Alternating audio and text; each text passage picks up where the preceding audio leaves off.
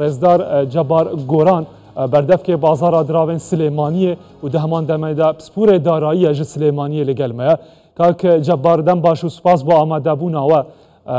چاپ خودل و به اگر بازار راوسته جهان رانا استن دیفچون و بردام لسر به هوشیاری جدیدن به تایبه لسر لیره و چند هوشیاری دانه لسر باری وان هوشیاریان کروجن بوری ما جواب بهیز بازار سلیمانیه بهیز خلکه که زور زیان کریه جماملا کرنا بلیره سوری اگر معامله زیانه که زور کر بید بحثا 15 دفتر 19 دفتر 20 دفتر آتی تکرین هر کسی کر بیتن اگر هنده زیان کر بید واتا معامله این مازنجی کرنه براستی او معامله و بلیره دهه تکرین هوائیه یا معامله فعلین و لیره دست به دست هاتیه گوهرتن دنابا دست خلکه دل بازار هرما کردستانه بەڵێ سەرەتا بەناوی خوای بەخشندەی میهرەبان سڵاو لە بەڕێزتان و سڵاو لە بینەران و بیسەرانی کورسان 24 طبعا نەوەی کە جەنابەت باستیەکەی ئەو بەرزبوونەوەی بەهای لیرەی سووری لە بەرامبەر دیناری عێراقیە بەڕاستی خواستێکی زۆر ناسروشتی بوو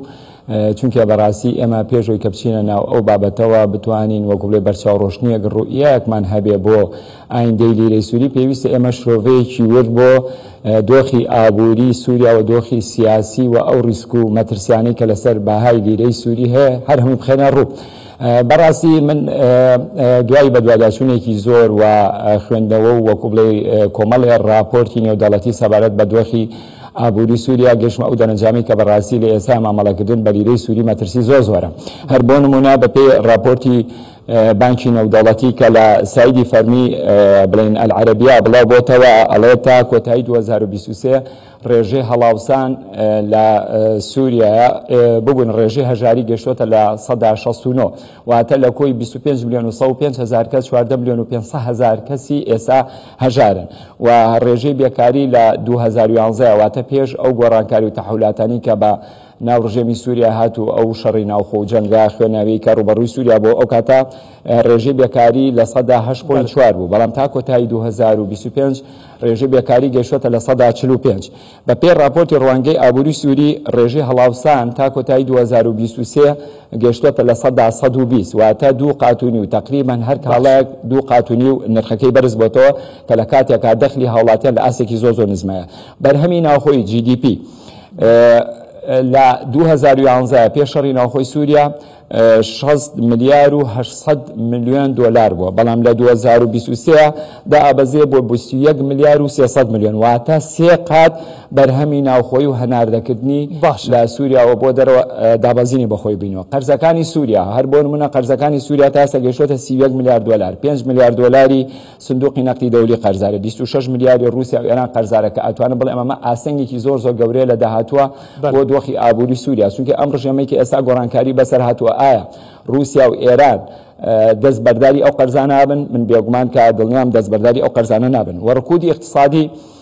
پاشەکشەی ئابووری لە 2024 1.5 بووە لە 2023 1.20 بووە زیانی کەرت و کوشت و کاڵی خۆشە ئەمە باسکەم بۆی کە بتوانین ڕوئیەک بەرچاوڕۆشنیەک بین بە هاوڵاتیان بۆی کە دوور بن لە مامەڵەکردن بە لیرەی سووری چونکە زۆر بە گرنگی ئەزانم ئەم بابەتە باسکەم بەڕاستی هەر بۆ نمونە زیانەکان ئەو زیانیانەی کە لە کەرتە ناوخۆیەکانی سووریا کەوتووە زیانەکانی کەرتی کوشتتوکاڵی بە 16 میلیارد دلار مەزەندە ئاکرێت و زیانی کەرتی پیشەسازی بە 150 میلیارد دلار مەزەندە ئاکرێت زیانی کەرتی ڕێگاوبان و ئاو کارەبا بە 120 میلیارد دلار مەزەندە ئاکرێت لە کارکەوتن و زیانی کارگەکان بە 80 میلیارد دلار مەزەندە ئاکرێت واتە بە پێی راپۆرتی بانکی نێودەوڵەتی ئەڵێ زیانی ئابووری سووریا کە لە سایدی فەرمی نەهارە بڵاوکراوەتەوەڵێ بە 600 میلیارد دلار مەزەندە ئاکرێت لە ماوەی 12 ساڵە سووریا زیانی 600 میلیارد دلاری پێکەوتووە ئایا ئەگەر ئێمە بۆ چونمان وابێ لە هەلومەرجێکی نزیکە لە داهاتوویەکی نزیکە بەهای لیرەی سووری گۆڕانکاریەکی ڕێژەی بەسەرەیەت و بەهاکەی بەرزەبێتەوە بەڕاستی من پێم وابێ ئەمە بۆچوونێکی زۆر هەڵەیە من هەر دوێنێ لە کۆنگرەیەکی ڕۆژنامەوانی ئاماژەم بۆوە کرد وتم هۆکاری بەرزبوونەوەی لیرەی سووری ئەوەیە کە سنوورەکانی سووریا داخراوە ڕێگا نادەن ئەو لیرەی ناوخۆی سووریا بێتە دەرەوەی سنوورەکان و خەڵک مامەڵی پێ بکە قەبارەی بڵێن لیرەی سووری لە بازارەکان هەرێمی کوردستانە کەمە بەڵام لە بەرامبەرە خواستێکی زۆر هەیە ئەمەش وای کردووە کە بە گاپێکی خێرا ئەو خواستە بە بگەمە ئەو وەڵامە ژکەرە ماخوا ئەو مامەڵە و ئەو خواستەی کە هەیە بە لیرەی سووری کراوە لەو چەند ڕۆژەی دوای کەوتنی ئەسەد نەمانی ئەسەد بەڕاستی مامەڵەیەکە فعلیە دەست بە دەستە دەکرێتن یان مامەڵەیەکە بە هەوایی کراوە مامەڵەکە فعلیە مامەڵەکە دەستا و دەستە فعلیە ڕەنگە بە جۆرێک لە جۆرەکان بە شێوازی هەوایش کرابێت لە ڕێگای گروپات و ئەمانەوە بەڵام ئەکسەرێتی زیاتر دەستا و دەستە بەڵام قەبارەکەی زۆر کەمە قەبارەی لیرەکە کەمە بەڵام خواستەکە زۆر است تەمان لە ڕووی تەوقعات و ئەکسپێکتیشنی خەڵکەوە بۆچین وایە کە گۆڕانکاری لە ڕژێمی سیاسی سووریا دروست بووە ڕەنگە دۆخی ئابووری سووریا ڕوو لە باشبوون بکات بۆیە هەموو خەڵک بەگشتی هاتن ڕویان کردە بازارەکانی ئاڵوگۆڕی درا و وەکو بڵێ پەلاماری لیرەی سووریاندا و دەستیان کرد بە کڕین من ئەمەوێ وەکو بڵێ ئیرشاداتێکی تر و بەرچاوڕۆشنێکی تریشمان بە هاوڵاتیان باوەڕتان هەبێ ئەوەی کە بازرگان و مزاریبی بواری ئاڵوگۆڕی دراون خۆیان لیرە ناکردن و داینیان بە ئومێدیۆکان سوود و قازانجکە ئەوانەی کە مامەڵەشی پێوەکەن زیاتر بۆ ئەو کەسانەیە کە بڵین خواستیان لەسەر لیرە هەیە بۆیە من هەر دوێنێژ لە کۆنگرە ڕۆژنامانیەکە ئاماژەم پێیا چونکە دڵنیا بووم کە لیرە ئەمڕۆ بۆ نیوە دابەزێ ئەوە بوو کە بینیمان ئەمڕۆ دابازینێکی بەرچاوی توما کرد ئەمڕۆ باسی ئەوەت کرد کاکە جەبار ببوورە باسی ئەوەت کرد کە قەبارایەکی کەمی مامەڵە هەیە بە لیرەی سووری لە هەرێمی کوردستان ئەگەر بە بیر بینین دوێنێ هەر کەسێک نمونە بینین کە لە بازاری دراوەکەی سلێمانی بۆ ئێمە قسەی کرد و توی لە ماوەیەکی کەمدا 19 دەفتەر دولاری زیان کردووە لەو ناجێگیرەی لیرەی نرخی لیرە بەرامبەر بە دیناری عێراقی ئەگەر کەسێکتنی ئەوەندەی زەرری کرد بێتن دەبێ بای چەندی کڕی بێتن چەند هەبێ ئەو لیرەیە لە بازارەکانی هەرێمی کوردستان بەڵێ ئەزانی مەسەلەکە چیە براکەم ئێمە لە زانستی ئابووری و زانستی بازرگانیە شتێکمان هەیە هەر ترێدێکە تۆیکی هەر بازرگانیەکی پێویستە ڕیسکەکەی لە 100 زیاتر نەبێ ماکزیمەم با بگاتە لە 120 بەڵام ڕیسکی مامەڵەی لیرەی سووری لە 180 تێپەڕانەوە واتە دوێنێت و ئەگەر لیرەت کڕی بێ لە 600 ئەمڕۆ بە 300 واتە تۆ لە 150 سەرمایەکی خۆ لە دەستداوە واتە ئەو کەسی کە 90 دەفتەری زەرەر کردووە لەوانەیە هەر هەموو قەبارەی مامەڵەکەی نەگەیشتوەتە 30 دەفتەر دۆلار لەوانەیە لە 700 کڕی بێتی ئێستا 300,000 بێت کەواتە بۆ هەر 10,000 دۆلارێک 7,000 دۆلاری زەرر کردواتە لە کۆی 10,000 دۆلار تەنها 30,000 دۆلاری ئێستا پێماوە دەکەواتە قەبارەی مامەڵەکە نەگەشتە 30 دەفتەر دۆلار اینجا لەبەرەوەی ئەم مامەڵە بە لیرەی سووریا ڕیسکەکەی ئەوەندە زۆرە تەمان جەنابتان سید العارفین و لە بوارە شارەزایی باشتان هەیە هەم لە بازارەکانی فۆرێکس ئەگەر دیقەت بەی بەهای یۆرۆی ئەوروپی پاوانی بەریتانی دۆلاری ئەمریکی تەنانەت نەوت و کانزا و مێتاڵ و ئەمانەش بە نیسبەتێکی کەم بەڕاستی بەرز و نزم ئاکات بەڵام ئەمەی کە بەسەر لیرەی سووریا هاتووانی بەڕاستی شتێکی شۆکهێنەرە ناکرێت تۆ لە ماوەی 24 ساعتە لیرەی سووری لە 120,000 نارە بگاتە 400,000 واتە 4 قات بە هاکەی بەرز بێتەوە دوایە دابەزێتەوە بۆ 300,000 وەکو بڵێ بازێکی تر با بچێتە 700,000 لە هیچ شوێنێکی دنیا ئەمەنی ئەمە تەنها و تەنها بڵم جۆرێک بوو لە لوعبەکردن لەوانەیە ڕەنگە لە هەندێک لە بانبادەکان جۆرێک بە یاریکردن بەداخەوە کە خەڵکێکی زۆریان ڕوبەڕووی زەرر و زیان کاک جەبار مەترسیەکی دیکە ئەگەر ڕاستی لەسەر ڕابواستین زیاتر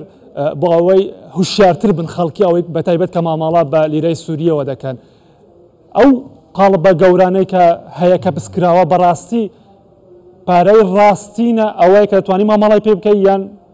ترسەک هەیە کە تەزویری تێدا بێتن بەڵێ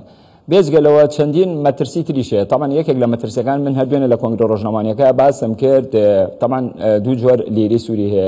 جۆرەکان فەلە باش وەکو هەموو هەر درایەکتر ئەتوانی بەدەستیان بە جیاز بیشمێری جۆرێکی تریان هەیە کەپسە لە چوارچێوەی نایلۆنێکە تامان ئەمان نرخەکەی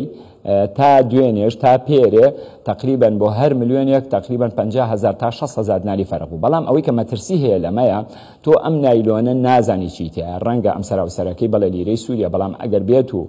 ئەما بە جۆرێک لە جۆرەکان لە ڕووی سکامە لە ڕووی تەزویراتەوە کارێک بکرێکە پارەی تەزویری تێ بکرێ ئەمڕۆ کەسێکی بازرگان یان کەسێکی هاوڵاتی بەبێ ئەوی معریفە و شارەزایی هەبێ دەستکا بە کڕینی لیرە و پاش هەفتەیەکی تر بێتەوە ناو ئەم نایلۆنە بەشێکی زۆری تەزویر بێ ئەخوا 2000 تووشی زەرور و زیانێکی زۆرە بێت کە لە شوێنێکی دنیا ئەمە نییە پێویستە ئەو پارێ لەنە ئەو نایلۆنە بێتە دەرەوە لە ڕێگای دەستگاکانی بڵێن هەژمارکردنەوە حساب بکرێت یان بەدەست بژمێرێت کە لە هیچ شوێنێکی دنیا ئەوە نیە بۆیە ئەمە ئەتوانم بڵێم یەکێکە لە مەترسیە گەورەکان کە ڕەنگە خەڵکانی مزەوەر ئەمانی کە بڵین تەزویراتەکان بتوانن دەرفەتێک بێ بۆیان کە لەناو ئەم نایلۆنە پارەی تەزویری تێکۆن و 2000 خەڵکێکی زۆری هەرێمی کوردستانی ئەمە تووشی زیام کە ئەمە یەکێکە لە مەترسیەکان و یەکێکی تریش لە مەترسیەکان بۆ ئەم بەهای لیرەی سووریا لە ناوخۆی سووریا ئێستا 1 ملیۆن لیرەی سووری تقریبا بە 120,000 دیناری عراقی بڵین مامەڵەی پێوەکرێت کە $1 لە بەرامبەر 12,500 لیرەی سووری کە تقریبا حسابم کردووە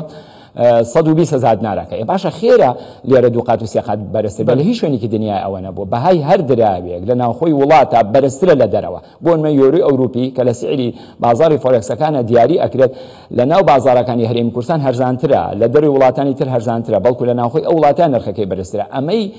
لیرەی سووری ڕێک پێچەوانەیە یعنی ئێستا بۆ نمونە تو ئەگەر بە بەهای $10,000 ئێستا لیرەی سووری بکڕی بە هەر ڕێگایەک بێ ببیتەوە ناوخۆی لیرە ناوخۆی سووریا $3,000 بۆ کەواتە 70,000 لەبەر ئەوە ئەمە خۆی بەخۆی گەورەترین مەترسیە جاوێک ji metrisiyen din makî dibêjî sibar roj